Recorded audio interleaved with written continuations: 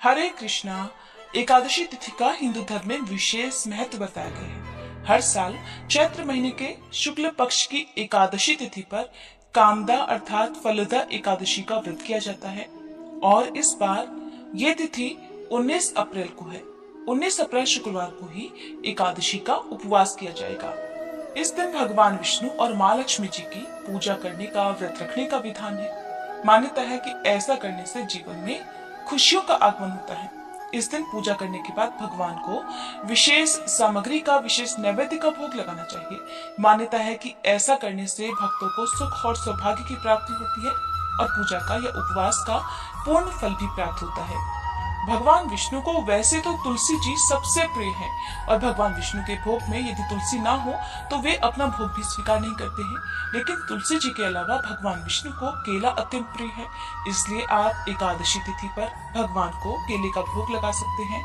मान्यता है कि केले का भोग लगाने से धन संबंधी समस्याओं से मुक्ति मिलती है।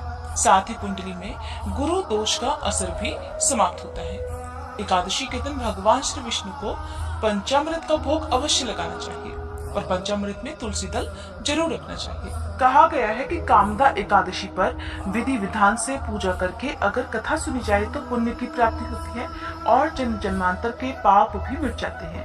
कामदा एकादशी से एक दिन पहले यानी दशमी तिथि को भक्तों को शुद्ध सात्विक भोजन करना चाहिए और रात को मन में संकल्प लेकर सोना चाहिए कि अगले दिन आप एकादशी का उपवास करेंगे। फिर एकादशी के दिन सुबह सूर्योदय से पहले या ब्रह्म मुहूर्त में उठकर स्नान आदि से निवृत्त होने के बाद धूप दीप जलाकर मंत्रों का जाप करके भगवान श्री हरि और माँ लक्ष्मी जी की पूजा आराधना करनी चाहिए। भगवान श्री हरि को पीला रंग अत्यंत प्रिय है, इसलिए पूजन सामग्री में पीले रंग की सामग्री का उपयोग आप अवश्य करें और व्रत की कथा पढ़ने सुनने के बाद सबसे अंत में आरती करके क्षमा याचना करें। एकादशी के दिन चावल का या चावल से बनी वस्तुओं का त्याग करना चाहिए। इस दिन दान में चावल का दान भी नहीं दिया जाता है। दिन भर उपवास रखकर रात में एक बार फिर से भगवान का पूजन अर्चन करके रात्रि जागरण यदि हो सके तो किया जाता है और अगले दिन द्वादशी तिथि को एक बार फिर से भगवान की पूजा अर्चना करके भगवान को सात्विक चीजों का भोग लगाया जाता है। इस दिन आप खिचड़ी का, मीठे पीले चावल का भोग लगा सकते हैं जिसमें तुलसी पत्र जरूर रखें। पंचामृत का भोग अर्पित किया जा सकता है, उसी को प्रसाद रूप में ग्रहण करके उपवास भी खोलना होता है। उपवास खोलने से पहले आपको किसी योग्य ब्राह्मण को दान दक्षिणा देकर भोजन कराकर उन्हें विदा करना चाहिए। ऐसा करना संभव ना हो तो मंदिर में आप दान की सामग्री भिजवा सकते हैं। कच्चे अनाज का दान आप कर सकते हैं। किसी भी गरीब जरूरतमंद व्यक्ति को दान की सामग्री दे सकते हैं। गौ माता के लिए गौग्रास अवश्य निकालना चाहिए।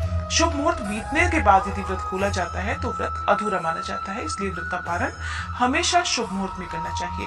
व्रत कभी भी हरिवासर के समय नहीं खोलना चाहिए और हरिवासर का जो समय होता है वो द्वादशी तिथि का प्रथम 1/4 पहर होता है। अब जानिए एकादशी के शुभ मुहूर्त के बारे में और व्रत पारण मुहूर्त के बारे में। एकादशी तिथि प्रारंभ होगी 18 अप्रैल गुरुवार की शाम 5:33 से और समाप्त होगी 19 अप्रैल शुक्रवार की रात 8:05 पर। दशमी तिथि के नियमों का पालन गुरुवार को किया जाएगा। शुक्रवार के दिन सूर्योदय होगा सुबह 6:06 पर, सूर्यास्त होगा शाम 6:45 पर। ब्रह्म मुहूर्त रहेगा सुबह 4:30 बजे से 5:18 तक। अमृत काल, जो कि पूजा करने के लिए, मनोकामना पूर्ति के लिए सबसे उत्तम मुहूर्त माना जाता है, सुबह 8:14 से 10:02 तक रहेगा। अभिजीत मुहूर्त दोपहर 12 बजे से 12:51 तक रहेगा। राहु काल, जो कि अशुभ मुहूर्त होता है, सुबह 10:30 से दोपहर 12 बजे तक रहेगा। द्वादशी तिथि प्रारंभ होगी 19 अप्रैल शुक्रवार की रात 8:06 से। इसी के साथ हरिवासर का समय भी शुरू हो जाएगा। द्वादशी तिथि की समाप्ति होगी 20 अप्रैल शनिवार की रात 10:42 पर। इस दिन सूर्योदय होगा सुबह 6:05 पर, सूर्यास्त होगा शाम 6:45 पर। ब्रह्म मुहूर्त सुबह 4:29 से 5:17 तक रहेगा। आप सुबह की पूजा ब्रह्म मुहूर्त में भी कर सकते हैं। भगवान को भोग भी आप इस मुहूर्त में लगा सकते हैं। इसके अलावा अमृत काल में भी आप पूजा पाठ कर सकते हैं। सुबह 6:50 से 8:38 तक अमृत काल रहेगा। अभिजीत मुहूर्त दोपहर 12 बजे से 12:51 तक रहेगा और राहु काल दोपहर 1:30 बजे से लेकर 3 बजे तक रहेगा। क्योंकि शनिवार को द्वादशी तिथि सारा दिन रहने वाली है, अगर किसी कारण से आप सुबह के समय शुभ मुहूर्त में उपवास ना खोल पाए तो ऐसे में आप दोपहर 1 बजे से 3 बजे के बीच में भी अपना उपवास खोल सकते हैं, लेकिन कोशिश करनी चाहिए कि आप सुबह के समय ही व्रत का पालन कर सके। हरिवासर का जो समय है वो 20 अप्रैल शनिवार को 1 बजकर AM तक, देखा जाए तो शुक्रवार की मध्यरात्रि को ही समाप्त हो जाएगा।